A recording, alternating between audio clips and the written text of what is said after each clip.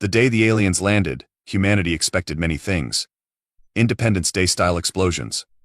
War of the world's tripods. Maybe even some probing, if we were particularly unlucky.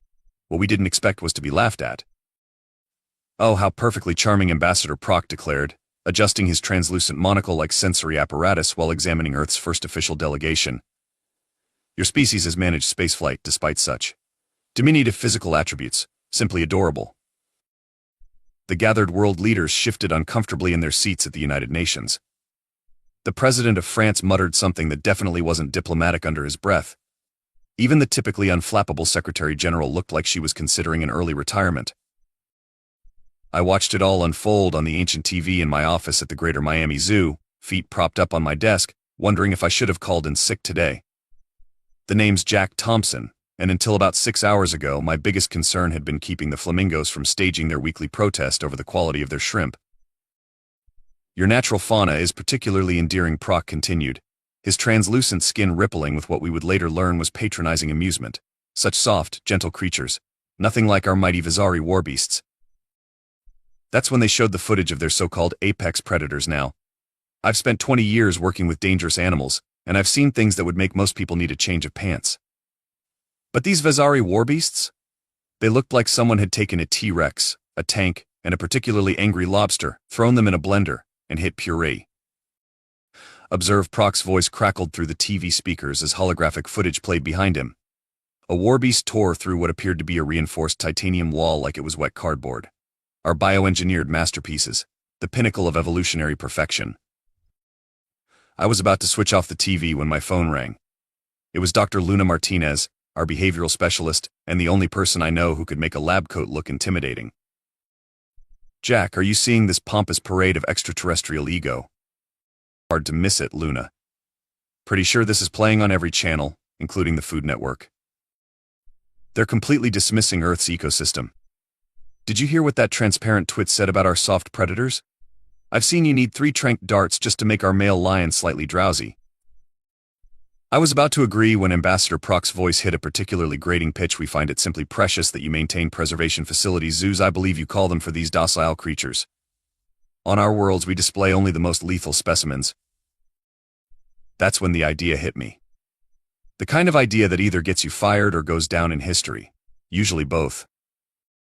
"Luna," I said slowly, "remember last month when Bertha the hippo turned that solid steel feeding gate into abstract art because someone gave her the wrong brand of lettuce?" There was a long pause on the other end of the line. "Jack, no." "Jack, yes. This is why the board keeps threatening to revoke your zoo director license.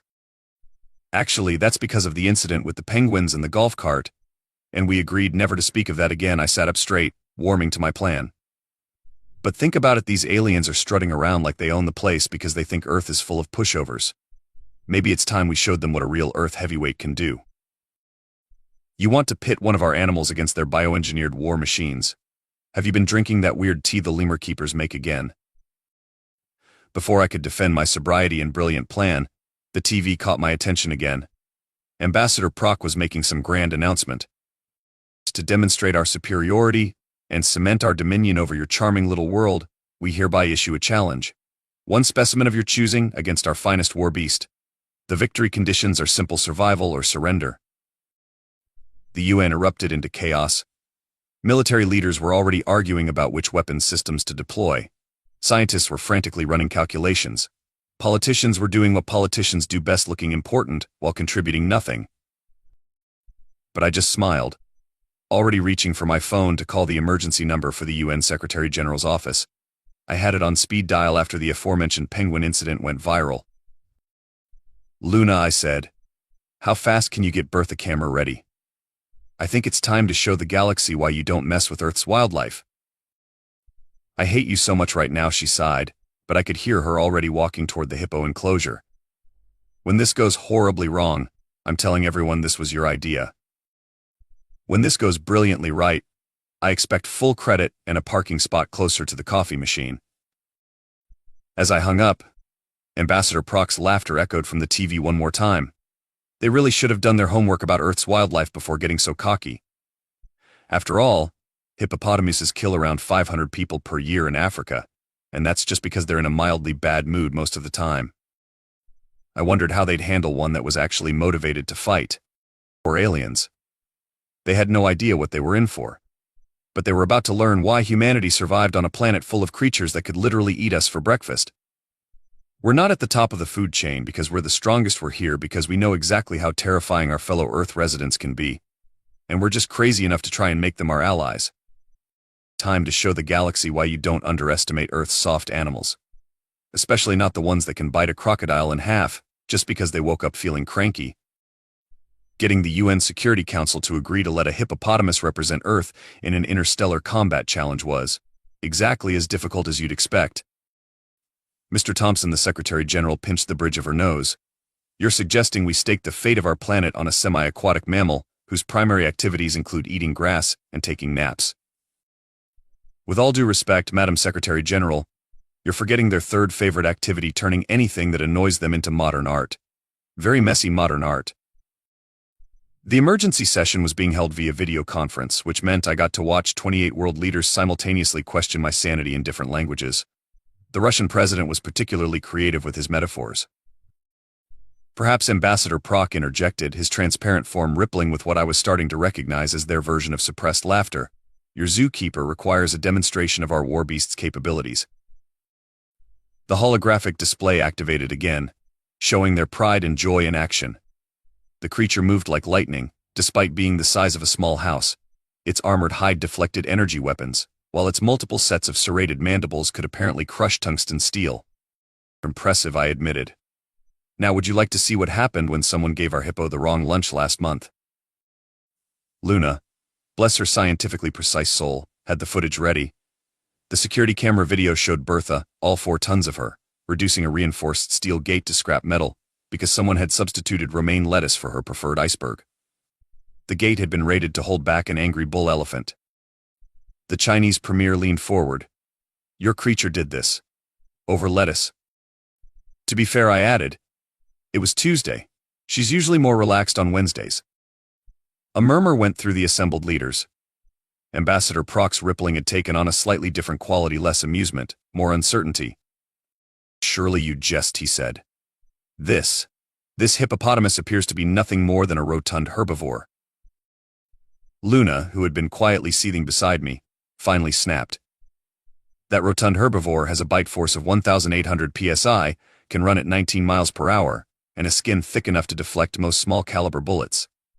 Also, she's still mad about the lettuce incident. The Secretary General held up a hand. Dr. Martinez, are you seriously suggesting this animal could survive against their war beast? Survive, Luna laughed. Madam Secretary General, I spend half my budget on reinforced enrichment toys because Bertha keeps treating solid steel like it's bubble wrap. She doesn't just survive, she redecorates. The military leaders started whispering among themselves. I could see the wheels turning. Every weapons system they'd considered would take weeks to prepare. We had less than 48 hours before the challenge deadline. And here was a battle-ready hippo with an attitude problem and something to prove.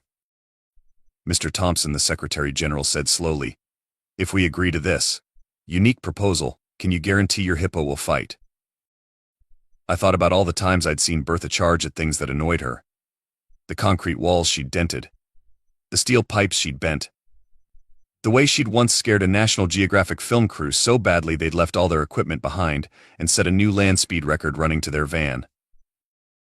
Madam Secretary General, the real challenge will be getting her to stop fighting.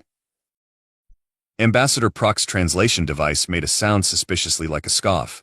You truly believe this? This water cow can stand against generations of military bioengineering. Ambassador, I smiled.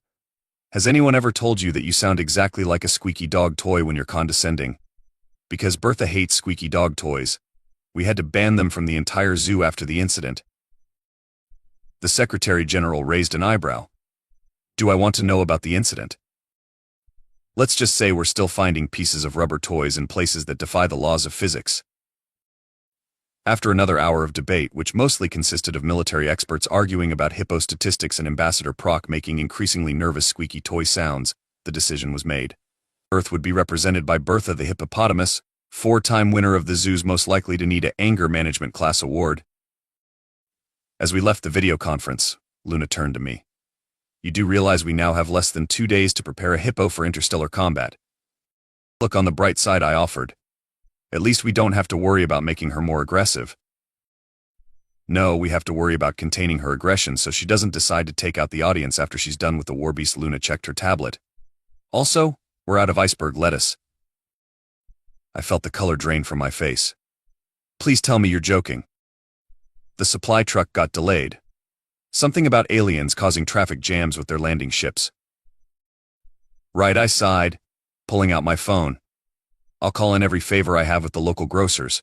You start working on a training plan that doesn't end with us needing to rebuild half the zoo. Again. As we walked back to Bertha's enclosure, I could hear her distinctive snort grunt, the sound that usually preceded something expensive breaking. Ambassador Proc might have thought Earth's animals were soft, but he was about to learn why hippos had never needed to evolve any further.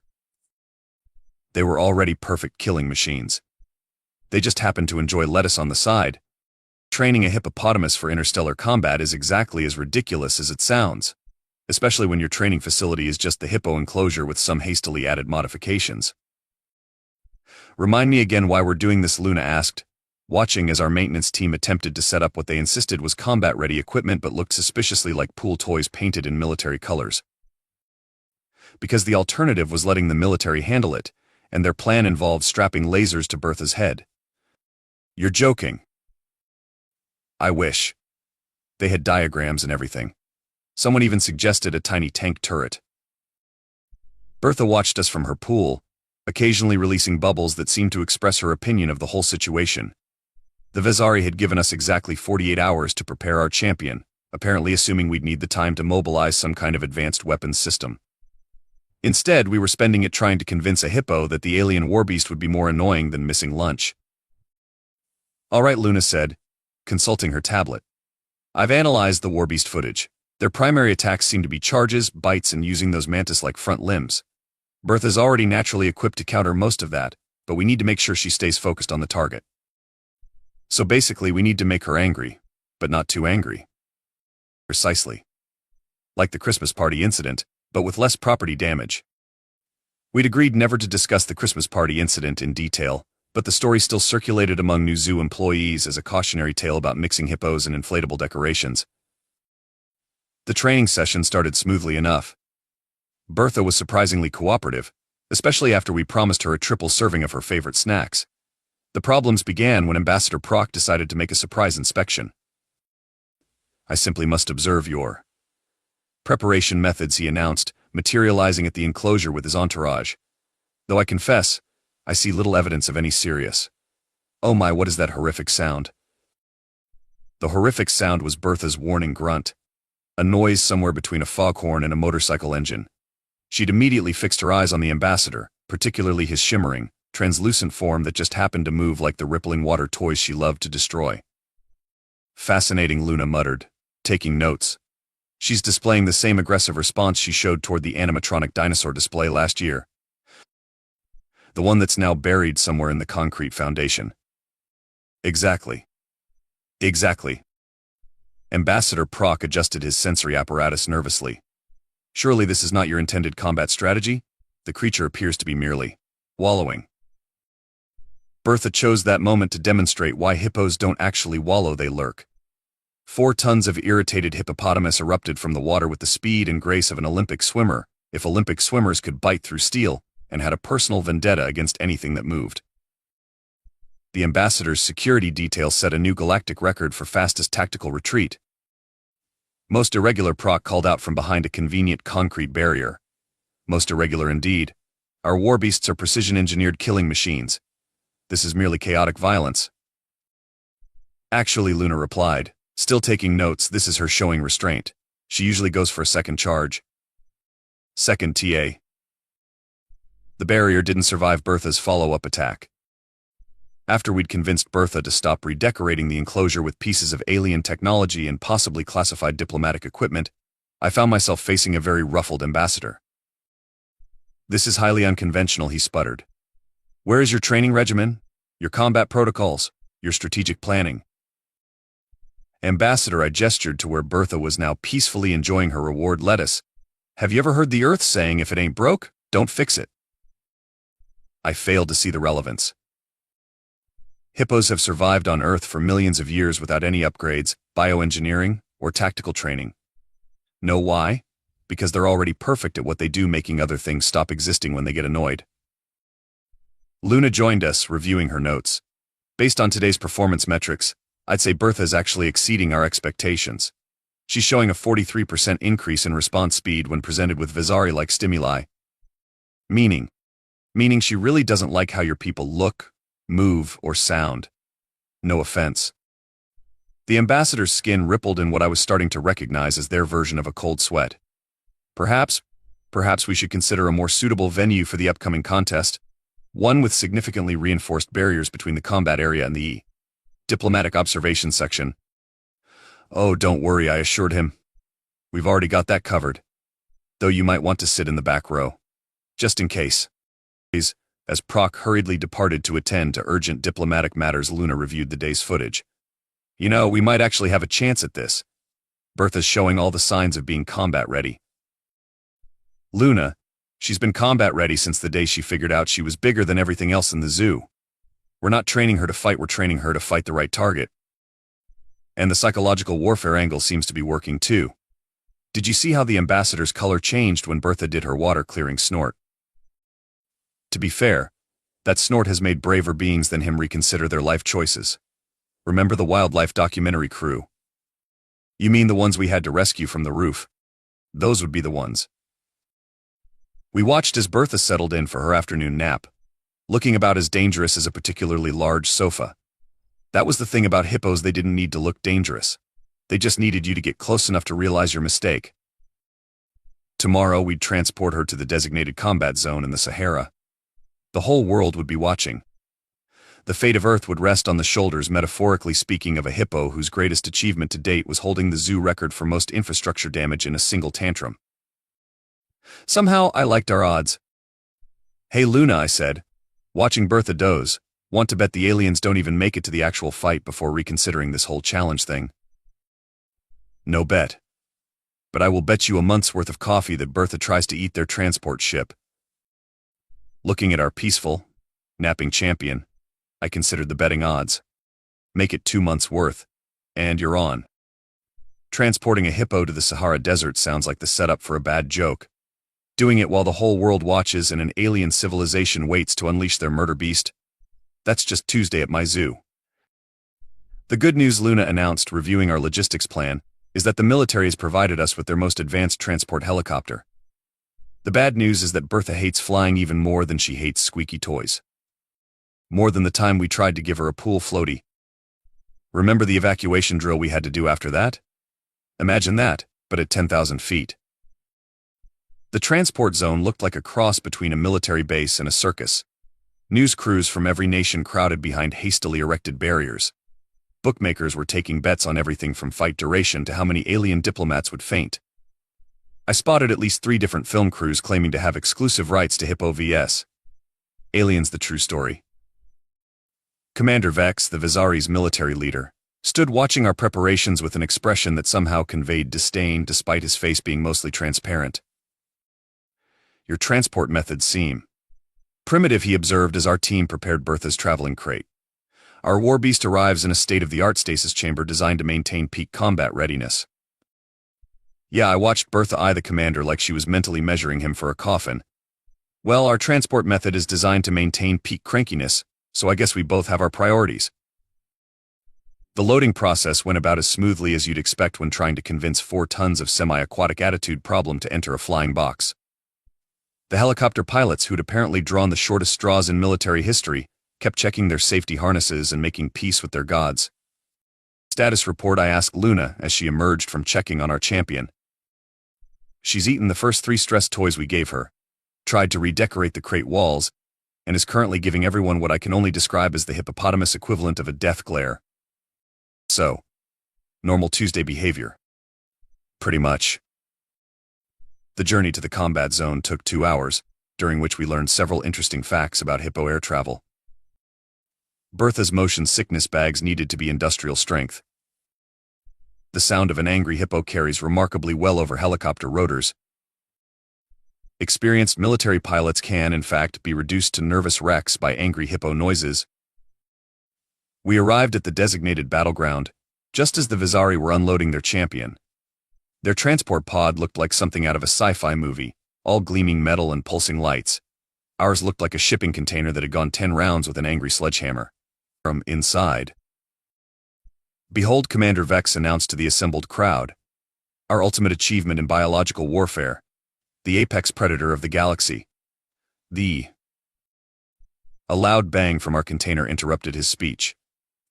Bertha had apparently decided the wall needed redesigning. "Is that normal?" a nearby reporter asked nervously. "Oh sure," I replied. "That's just her way of saying hello. When she's really upset, she doesn't bother with the warning hits." The combat arena itself was a marvel of emergency engineering. The military had somehow constructed a reinforced stadium in the middle of the desert in less than 48 hours. The walls were thick enough to stop a tank. The observation areas were elevated and protected by energy shields borrowed from the Visari. "Seems a bit excessive," I noted. Luna checked her tablet. "According to my calculations, those walls might hold for about 30 seconds if Bertha gets creative. Taking bets on which wall goes first. Already put 50 on the north section. That's where they put the squeaky ventilation system." The pre-fight inspection was a formality that quickly turned into an impromptu demonstration of why hippos don't need pre-fight inspections. The Visari medical team approached Bertha's container with their scanning equipment. Bertha expressed her opinion of medical examinations by nearly eating their most expensive scanner. "Most irregular," one alien doctor protested. "How can we verify combat readiness without a full bioscan?" "Simple," Luna replied. "Is she angry?" Another bang from the container. That would be a yes. Commander Vex was getting visibly agitated, his skin rippling like a pond in a thunderstorm. "This is preposterous. Our warbeast has undergone months of specific combat conditioning, rigorous training, genetic optimization, and you bring this hippo who's currently remodeling a military-grade transport container because someone played a squeaky song near her?" "Yeah, we did." The final preparations were interrupted by what would later be known as the incident with the news drone. Some brilliant soul had decided to get a closer look at Bertha with a remote camera. The drone made a high-pitched whining noise. The container wall didn't so much break as cease to exist. What followed was 3 minutes of pure chaos as Bertha expressed her feelings about flying cameras. The drone didn't survive. Neither did 2 light towers, a catering truck, and what had been a very expensive piece of alien monitoring equipment. "Well," Luna said brightly, making notes as security forces tried to herd our rampaging champion back toward the arena, "at least we know she's warmed up." Commander Vex watched in horror as Bertha finally allowed herself to be guided into the combat zone, but only after ensuring the drone would never bother another hippo again. This is your warrior species? This agent of chaos?" "Nah," I replied, patting him on what I hoped was his shoulder. "This is just what we keep in our zoos for fun. Wait until you hear about honey badgers." As the sun set over the arena, final preparations were made for tomorrow's battle. The Visari's warbeast waited in its high-tech stasis chamber, probably dreaming of whatever bioengineered superweapons dream about. Bertha settled into her temporary pool, occasionally snorting at anyone who came too close. "You know," Luna said as we watched the final security checks, "I almost feel sorry for them. The aliens." "Tien." "No, the cleanup crew. Have you seen the insurance forms they had to fill out? There's no checkbox for hippopotamus-related combat damage. Tomorrow, Earth's fate would be decided by a contest between millions of years of careful genetic engineering and one hippo who had woken up choosing violence before violence was even an option. The aliens didn't stand a chance. The morning of the battle dawned bright and hot, which was exactly how Bertha liked it. The same couldn't be said for the Visari's warbeast, which emerged from its stasis chamber looking like someone had successfully crossbred a nightmare with a tank. "Impressive, isn't it?" Commander Vex preened as his creation stomped into the arena. "The culmination of 1,000 years of combat engineering. Notice the reinforced exoskeleton, the enhanced musculature, A loud splash interrupted his speech as Bertha did what hippos do best, made everyone question their life choices. The warbeast, which stood about 15 feet tall at the shoulder, turned toward the sound. Its multiple eyes focused on Bertha, who was currently enjoying a morning wallow with all the concern of someone at a luxury spa. Is your champion? Sleeping Ambassador Proc asked incredulously. Nah, I replied, checking the time. This is her pre-fight ritual. She likes to let her opponents stew for a bit, really gets them worked up. The war beast, apparently offended by this lack of respect, let out a roar that shook dust from the arena walls.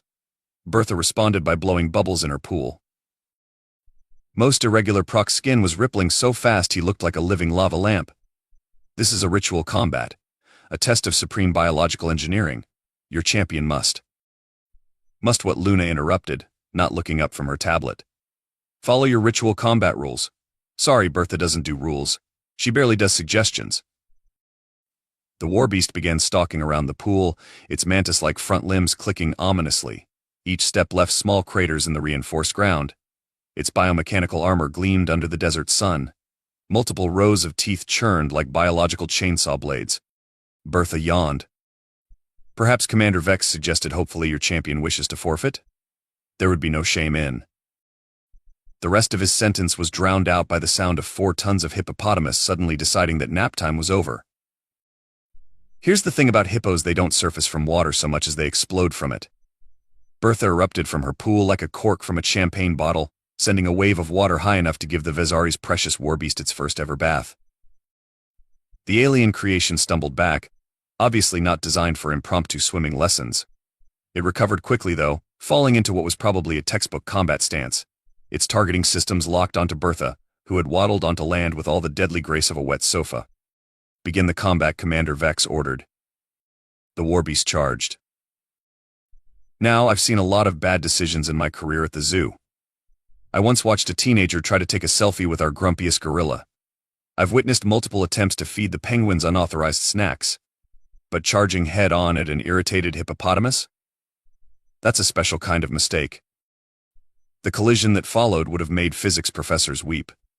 The warbeast, for all its engineered might, discovered a fundamental truth about nature: 4 tons of angry hippo beats pretty much anything.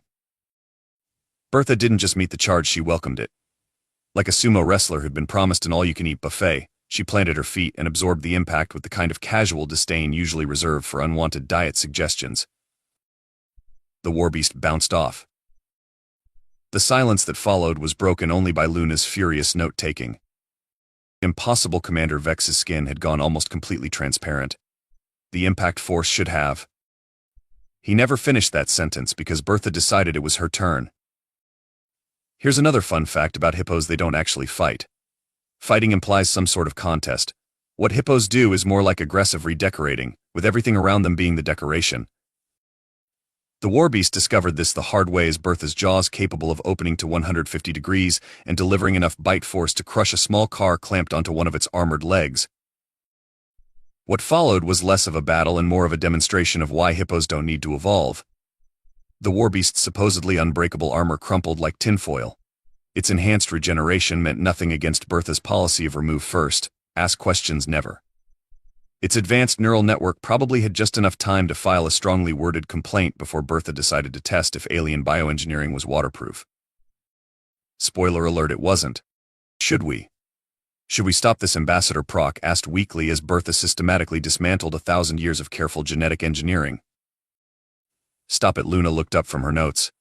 I'm pretty sure the only way to stop a hippo mid-rampage is to wait until she gets bored. Or runs out of things to break. The warbeast made one last attempt to deploy what looked like some kind of energy weapon. Bertha responded by showing everyone why hippos are considered one of Africa's most dangerous animals. The battle ended officially 3 minutes later, though the actual fighting had stopped about 2 minutes and 50 seconds earlier. The remaining time was just Bertha making sure every piece of the warbeast knew exactly who was boss. As the dust settled, our champion waddled back to her pool, pausing only to give Commander Vex a look that clearly said, "Got any more bright ideas?" The commander, to his credit, managed not to faint. Though his skin had gone so transparent he was practically invisible. "Well," I said into the stunned silence, "anyone up for lunch? I hear the catering truck, the one that survived yesterday, does great sandwiches." Luna was still taking notes. Fascinating. I've never seen her use that particular throwing technique before. Do you think she improvised it, or was she saving it for a special occasion? In her pool, Bertha blew a victory bubble and went back to her nap. The Visari never stood a chance. The thing about winning an interstellar combat challenge with a hippopotamus is that it really changes how aliens look at your planet. Within hours of Bertha's victory, Earth's inbox was flooded with diplomatic messages that basically amounted to "please don't send the hippos after us." "I still can't believe they're offering us membership in the Galactic Council," Luna said, watching Bertha enjoy her victory feast of premium lettuce, all because she turned their warbeast into a modern art installation. "To be fair," I replied, "she did it with style. Did you see Ambassador Proc's face when she did that thing with the leg?" "You mean when she used it as a toothpick? I'm pretty sure that violated several laws of physics." The aftermath of the battle had been interesting, to say the least. The Visari military had immediately classified all footage of the fight as potentially destabilizing to galactic morale. Unfortunately for them, about 30 different Earth news channels had already broadcast it live. The clip of Bertha's victory yawn had gone viral across 17 star systems. Commander Vex had submitted his resignation and, according to rumors, taken up pottery as a less stressful career choice. Ambassador Proc had developed a nervous twitch whenever he heard splashing sounds. But the real changes came in how the galaxy viewed Earth's wildlife. "Have you seen the latest diplomatic requests?" Luna handed me her tablet. 3 different species want to establish wildlife preserves on their planets. They think Earth animals are some kind of secret superweapons. "Wait until they hear about honey badgers," I smirked. "Or geese. Please don't give them ideas." I'm still dealing with the delegation that wants to study Earth's combat herbivores after they saw what Bertha did to that reinforced wall. The UN had been busy too. Apparently, having your planet's honor defended by a hippo opened up all sorts of interesting diplomatic opportunities. We'd received technology trades, cultural exchange offers, and at least one marriage proposal directed at Bertha. We decided not to tell her about that one. "Oh, and the zoo board called," Luna added.